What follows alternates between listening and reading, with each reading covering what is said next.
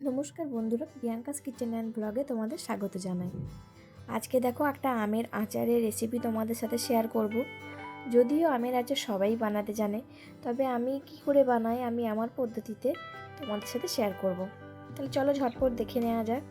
প্রথমে আমি কিন্তু আমগুলো কাটিয়ে নিয়ে এসেছিলাম বাজার থেকে, কিন্তু অনেক বড় বড় কেটে দিয়েছিল, তাই আমি দু টুকরো করে আবার কেটে নিয়ে ছোট ছোট পিস করে নিয়েছি। এবার এর মধ্যে পরিমাণ মতো হলুদ আর পরিমাণ মতো লবণ দিয়ে একটু নাড়াচাড়া করে ভালো করে মিক্স করে নিয়ে রোদ্রে শুকোতে দেব।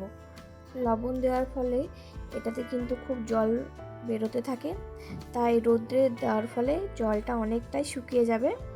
তখন আমরা এটা আচার বানাবো। কিন্তু এটা আমি বেশি দিন রাখিনি, একদিন মতোই রোদ্রে রেখেছিলাম। এখন যা রোদ দিচ্ছে একদিনেই আমার অনেক শুকিয়ে গিয়েছিল। আর আমি এটা কিন্তু খুব কড়াভাবে শুকোইনি, হালকা জাস্ট যখনই জলটা শুকিয়ে গিয়েছিল তখনই কিন্তু আমি তুলে নিয়েছি। তো দেখো, আমি আমাদের উঠোনে একটা কাপড়ের মধ্যে আমি আমগুলো ভালো করে মেলে দিচ্ছি। এখন প্রচুর রোদ, আমার একদিনেই আমগুলো শুকিয়ে গেছে।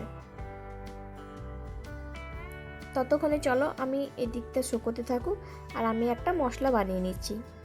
তো প্রথমেই আমি এখানে দু রকমের আমি আচার বানাবো, তাই আমি একবারেই মশলাটা বানিয়ে নিচ্ছি।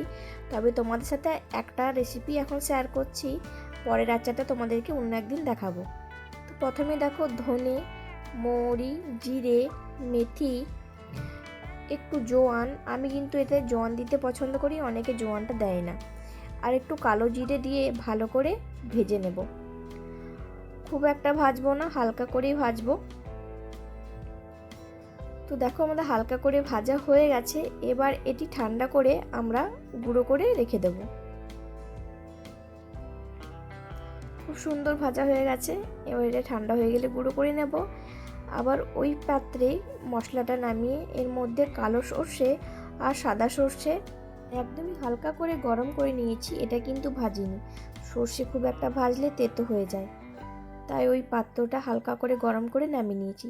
তো দেখো, আগের মশলাটা আমার ভালো করে ডাস্ট করে নিয়ে গুঁড়ো করে নিয়েছি। তারপর নামিয়ে আবার সর্ষেটাও আমি গুঁড়ো করে রেখে দিয়েছি। এবার একটা কড়াই নিয়ে গরম করে ভালো করে তেলটা গরম করে নিচ্ছি। এটা সর্ষের তেল দিয়েছি, আচারে কিন্তু সর্ষের তেলই লাগে। তো আমি এখানে দুটো যেহেতু আচার বানিয়েছি, তাই একবারই তেলটা তৈরি করেছি। আমি লঙ্কার আচারের রেসিপি তোমাদের সাথে পরে শেয়ার করব, আজকে আমি আমের রেসিপিতে শেয়ার করছি। তো এখানে আমি গোটা ধনেটা ক্রাশ করে দিয়ে দিয়েছি, তারপর গোটা সর্ষে, গোটা মৌরি, অল্প একটু কালো জিরে আর সবশেষে একটু হিং দিয়ে দিয়েছি। এবার আমি কিন্তু গ্যাসটা অফ করে দিয়েছি। এবার ফেনাটা কেটে গেলেই আমরা এটা ঠান্ডা হওয়া পর্যন্ত অপেক্ষা করে নেব। ততক্ষণে আমি মশলাটা বানিয়ে নিচ্ছি। প্রথমে যে মশলাটা আমি গুঁড়ো করে রেখেছিলাম সেটা আমি বেশ খানিকটা দিয়ে দেবো। তারপরেই দেখো, আমি এখানে 2 চামচের মতো দিয়ে দিয়েছি। তারপরে এটা হচ্ছে সর্ষেটা, যেটা পরে ভেজে গুঁড়ো করে নিয়েছিলাম। তো এখানে কিন্তু সর্ষের পরিমাণটা আমি কম দেব। তো এখানেও 2 চামচের মতো দিয়ে দিয়েছি, বড় চামচে। আর এটা দিয়ে দিলাম ঝাল লঙ্কার গুঁড়ো, আর এটা দিয়ে দিলাম কাশ্মীরি লঙ্কার গুঁড়ো। কাশ্মীরি লঙ্কার গুঁড়োটা কালারের জন্য দিয়েছি। আর পরিমাণ মতো লবণ দিয়ে দেবো। আচারে লবণের পরিমাণটা একটু বেশি লাগে, তাই আমি একটু বেশি দিয়েছি। তারপর দিয়ে দিচ্ছি হলুদ। আর আমাদের আমের আগে যে রোদে শুকোনোর আগে তখনও কিন্তু আমি লবণ দিয়েছিলাম, তাই পরিমাণ মতো লবণটা আপনারা একটু বুঝে দেবেন। এবার তেলটা ঠান্ডা হয়ে গেছে, তেলটা আমি এখন অল্প দিচ্ছি, তারপর মশলাটা ভালো করে মিক্স করে নেব। এরপর যখন আমার মনে হবে যে তেল লাগবে তখন আমি আবার তেলটা দেব।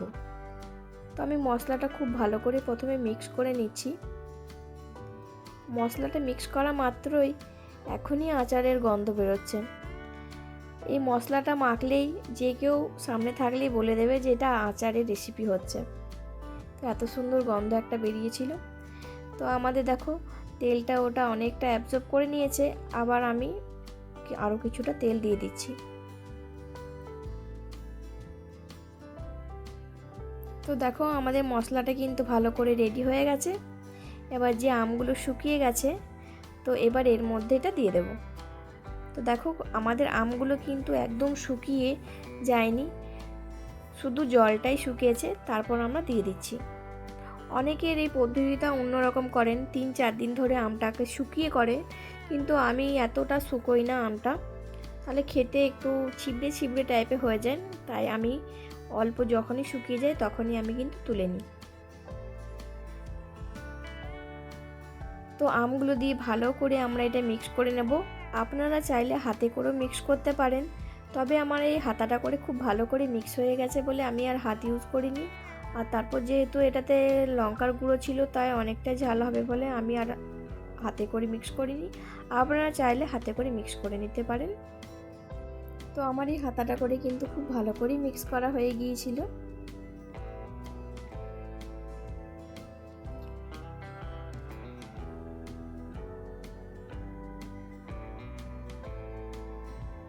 তো এই আচারটা কিন্তু রেডি হতে আমাদের কিন্তু বেশ কয়েকটা দিন লাগবে।